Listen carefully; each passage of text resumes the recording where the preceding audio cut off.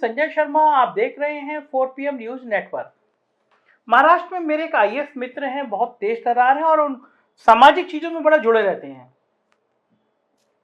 मैंने देखा है कुछ ब्यूरोक्रेट ऐसे होते हैं जिनको बहुत पॉलिटिकल नॉलेज होती है, वो लोगों से संवाद करते रहते हैं, बातचीत करते रहते हैं।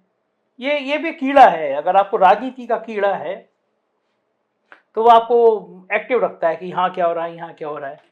तो जब महाराष्ट्र में राहुल गांधी पहुंचे तो उनको वो मुझसे पहले कह रहे थे कि देखते हैं यह रिएक्शन क्या होता है। फिर उसके बाद उनका फोन आया राहुल गांधी की यात्रा के बाद और बोले कि मुझे उम्मीद नहीं थी कि राहुल गांधी की महाराष्ट्र में एंट्री, राहुल गांधी की महाराष्ट्र में पकड़, या मैं कहूँ कि कांग्रेस का यहाँ पे खेल, ये इतना माहौल बदल देगा। मैंने उनसे पूछा कि ऐसा क्या हो रहा है, तो उन्होंने मुझे बताया कि शिंदे सरकार लड़खड़ा गई है, शिंदे साहब परेशान हो गए हैं। दरअसल राहुल गांधी की भारत जोड़ो यात्रा जब महाराष्ट्र में है और ये यात्रा अब तक जहां से गुजरी है वहां पर कांग्रेस की गुटबाजी पर काफी हद तक काबू पाया जा चुका, क्योंकि कांग्रेस में ये चला गया मैसेज कि अब राहुल गांधी वो वाले राहुल गांधी नहीं है जिनको हजारों करोड़ खर्च करके पप्पू बनाने की कोशिश की गई थी। अब वो हीरो हो गए हैं, क्योंकि जहां से राहुल गांधी की यात्रा निकल रही है बड़ी संख्या में भीड़ जुट रही है। लेकिन क्या ये यात्रा महाराष्ट्र में ये 2 धड़ों में जो बढ़ चुकी है शिवसेना, उसमें एकता कायम करा पाएगी? ये बड़ा सवाल है। क्या उद्धव ठाकरे और एकनाथ शिंदे एकजुट हो सकते हैं? जो हालात चल रहे हैं, जो परेशानियां चल रही हैं, जो माहौल चल रहा है, कम से कम आज की तारीख में तो लोग कहेंगे आप क्या काल्पनिक सवाल कर रहे हैं, शिंदे जी मुख्यमंत्री है, क्यों करेंगे?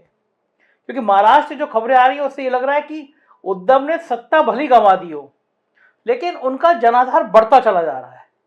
या ये कह सकते हैं कि सहानुभूति लहर पर सवार होकर जनाधार बढ़ा भी लिया उन्होंने। लोग कह रहे हैं ये तो गलत हुआ उनके साथ, और उनके इसी बड़े जनाधार ने शिंदे और भाजपा को अंदर से इतना डरा दिया है जिससे महाराष्ट्र की पूरी सियासत महाविकास आघाड़ी के पक्ष में एक तरफा झुक गई है। पर अब इसी दौर में भारत जोड़ो यात्रा भी महाराष्ट्र पहुंच गई, और पहुंची नहीं, महाराष्ट्र के उन इलाकों में पहुंच गई जिसे भारतीय जनता पार्टी का सबसे मजबूत दुर्ग, गुवाहाटी मॉडल के पहले, मतलब गुवाहाटी मॉडल ने बहुत चेंज किया है, ये दुर्ग माना जाता रहता है। लेकिन अब हालात बदल गए हैं। भारत जोड़ो यात्रा ने सीन बदला है। कम से कम महाराष्ट्र में ये भारत जोड़ो यात्रा कांग्रेस की यात्रा नहीं बल्कि महाविकास आघाड़ी की संयुक्त यात्रा में बदल गई। इस यात्रा में आदित्य ठाकरे और सुप्रिया सुले ने भागीदारी करी। लोगों के उत्साह को देखकर यह फर्क करना बहुत मुश्किल हो रहा था कि कौन कांग्रेस का कार्य करता है और कौन शिवसेना या एनसीपी का। सबके सब पूरी ताकत से लगे हुए। और याद रखिए, ये ताकत सिर्फ राहुल गांधी की नहीं है, ये ताकत शिवसेना का राहुल गांधी। आप सोच रहे हैं मैं क्या बोल रहा हूं? याद है ना आपको अंजना ओम कश्यप बैठी हुई थी और माइक लगा हुआ था, उन्होंने शिवसेना का पप्पू कहा था। फिर बाद में बवाल हुआ था कि राहुल गांधी के लिए क्या कहा जा रहा है, और फिर उनको माफी मांगनी पड़ गई थी। लेकिन सवाल ये उठता है इन सबके बीच ईडी सरकार।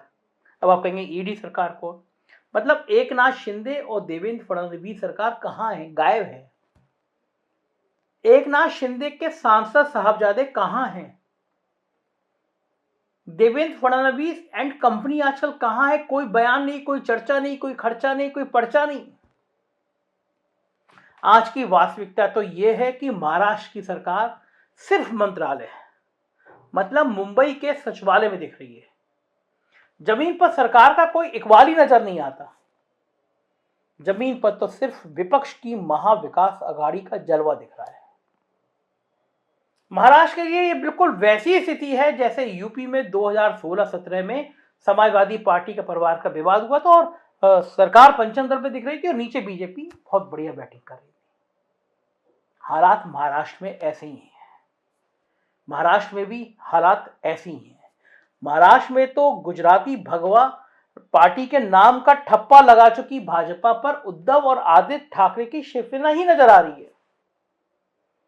एकनाथ शिंदे ने अपनी शिवसेना का नाम भले ही शिवसेना बाला साहेब रख लिया है, लेकिन आम मराठी मानुस पूछ रहा है कि शिंदे के बाला साहब का मतलब ठाकरे है या देवरस, संघ के देवरस? क्योंकि शिंदे ने बाला साहब ठाकरे के बेटे की पीठ में गुजरात लॉबी की मदद से छुरा घोंपा है और छुरा घोंपकर बाला साहब देवरस के अनुयायी फडणवीस से हाथ मिला लिया है। मगर मामला सिर्फ इतने भर का नहीं है। शिंदे, गुजरात लॉबी और गुवाहाटी मॉडल की सबसे बड़ी उपलब्धि ये रही है कि उसने खानदेश, मुंबई, विदर्भ, कोंकण, मराठवाड़ा, इन सारे बटे हुए महाराष्ट्र को एक कॉमन पॉइंट पर लाकर खड़ा कर दिया है और वो कॉमन पॉइंट है गुजरात से उनकी प्रतिद्वंद्विता। महाराष्ट्र के उद्योग गुजरात चुनाव के कारण गुजरात में शिफ्ट किए गए। लोग इस बात से नाराज हैं और शायद महाराष्ट्र की सियासत के इसी नए कॉमन पॉइंट को थैंक्स बोलने के लिए एक कॉमन प्लेटफॉर्म पर इकट्ठा दिख रहे हैं। महाविकास अघाड़ी के अमर अकबर एंथोनी यानी आदित्य ठाकरे, सुप्रिया सुले और राहुल गांधी ये एक जगह आ गए। दरअसल इस पूरे माहौल में एक ही चीज स्पष्ट नजर आ रही है, मैं तो कहूंगा बिल्कुल क्लियर नजर आ रही है, और वो ये है कि गुवाहाटी मॉडल के बाद मराठी मानुष के मन में जो गुबार उबाल मार रहा था उसकी सार्वजनिक अभिव्यक्ति के लिए शिवसेना को ज्यादा मेहनत नहीं करनी पड़ी, क्योंकि वो सारा काम राहुल गांधी की भारत जोड़ो यात्रा के महाराष्ट्र में एंट्री के साथ ही ऑटोमेटिक तरीके से हो गया। इस तरह हो गया कि घबराए एकनाथ शिंदे को एक बार फिर गुवाहाटी याद आ गया। वो अपने सभी 40 विधायकों के साथ कामाख्या मंदिर जाने को मजबूर हो गए, क्योंकि शिंदे को पता है अब उनकी सियासत गुजरात वाले देवता बचा नहीं सकती, बल्कि अब उन्हें कामाख्या माता का ही सहारा है, माता के चरणों का ही सहारा है। शायद मातोश्री यानी बाला साहब ठाकरे का घर, उसके प्रकोप से, भारत जोड़ो यात्रा के उफान से और एनसीपी की ताकत पर मराठा लॉबी की संयुक्त ताकत से शायद उनको लगता है कामाख्या माता ही निजात दिलाए। लेकिन अब माता उन्हें निजात दिलाती हैं या वापस मातोश्री लौटने की सद्बुद्धि देती हैं, ये तो आने वाला वक्त बताएगा। रही बात महाराष्ट्र में भारतीय जनता पार्टी की, तो उसकी अपनी सीमाएं हैं। उसकी राजनीति का आधार ही लगभग हर राज्य में एक ताकतवर कम्युनिटी के खिलाफ बाकी जातियों को इकट्ठा करके राजनीति खेलने का रहा है। भारतीय जनता पार्टी हरियाणा में 28% जाटों के खिलाफ 36 बनाम 1 नारा लगाने का मामला हो, नारा लगाती है वहां पे, या फिर यूपी में 9% यादवों के खिलाफ सबके मन में नफरत के बीज बोने की रणनीति, इन सब जगह पर तो ये काम कर जाती है। लेकिन जब बात महाराष्ट्र की आती है तो यहां 32% मराठा ही हैं, जिनकी चित्त पावनों से हमेशा लड़ाई रही है। ऊपर से 11% मुस्लिम यानी 43% के स्ट्रॉन्ग कॉम्बिनेशन के खिलाफ 57% लोगों को इकट्ठा करने में लगभग असंभव सी टास्क महाराष्ट्र में भारतीय जनता पार्टी ने उठा रखा है। उस 57% में भी राहुल गांधी ने बहुत बड़ी संख्या में सेंध लगा दी है, क्योंकि बेरोजगारी भी सबसे ज्यादा इसी 57% में है और किसानों की आत्महत्या का मुद्दा भी सबसे ज्यादा इसी 57% में है। इसके अलावा ज्योतिबा फूले, सावित्रीबाई फूले के जमाने से देश का सबसे जागरूक दलित समाज भी इसी 57% में आता है।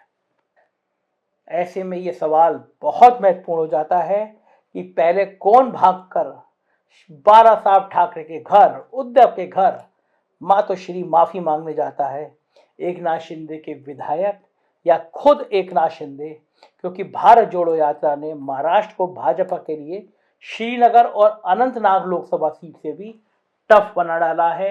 एकनाथ शिंदे के विधायक परेशान हैं, हताश हैं, उनको लग रहा है चुनाव में किस मुंह से जाएं। मुंबई ईस्ट से चुनाव लड़ने की हिम्मत नहीं जुटा सकती भाजपा, तो जाहिर है राहुल गांधी की एंट्री ने महाराष्ट्र के सारे समीकरण बदल दिए हैं। आने वाले दिनों में भारतीय जनता पार्टी के लिए महाराष्ट्र बहुत बड़ी चुनौती बनने जा रहा है। क्या होगा मैं आपको बताता रहूंगा। देखते रहिए 4 PM। उत्तर प्रदेश की खबरें देखना हो तो 4 PM यूपी, बिहार की देखना हो तो 4 PM बिहार सब्सक्राइब करिएगा, साथ दीजिएगा। शुक्रिया, थैंक यू।